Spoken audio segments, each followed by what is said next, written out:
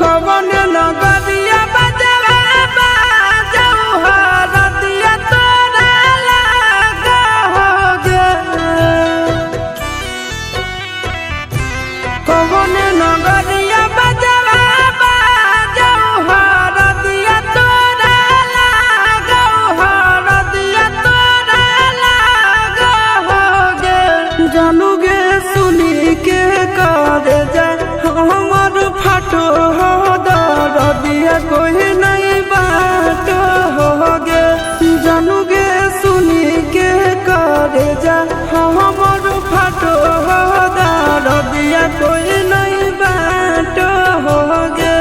पूर्व नगरिया बजवा बाजऊ हरदिया हमारा लागो हरदिया हमारा लागो हो रे।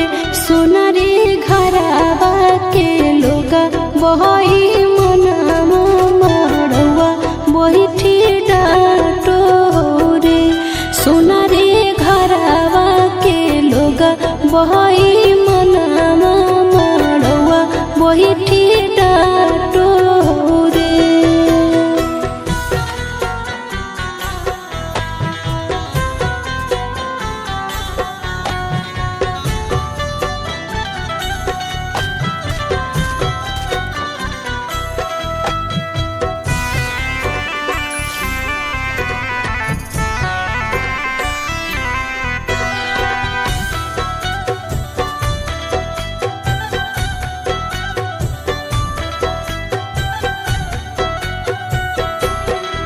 हद जखनी ढराई जैतौ तोर शंखा बनिया हो जैतै खत्म हमर प्यार के कहानिया। बुझे मजबूरी नहीं है हमर कसूर रे।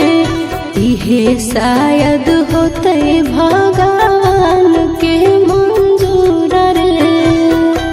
कठ के करे जावा बनाइले नी दया नहीं आबोगे।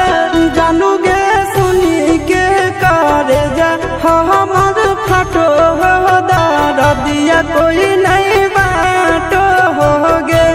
जानू गे सुनी के करे जा हमर फाटो हो दरदिया कोई नहीं बाटो होगे।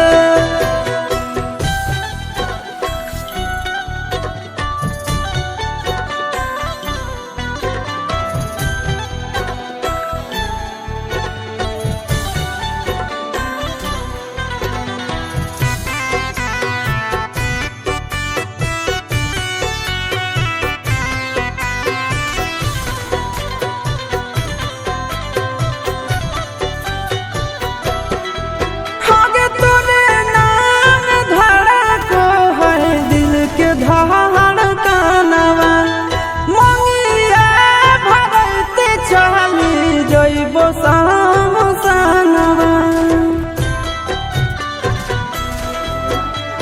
के कर दिए तो सही है किस्मत के खेला।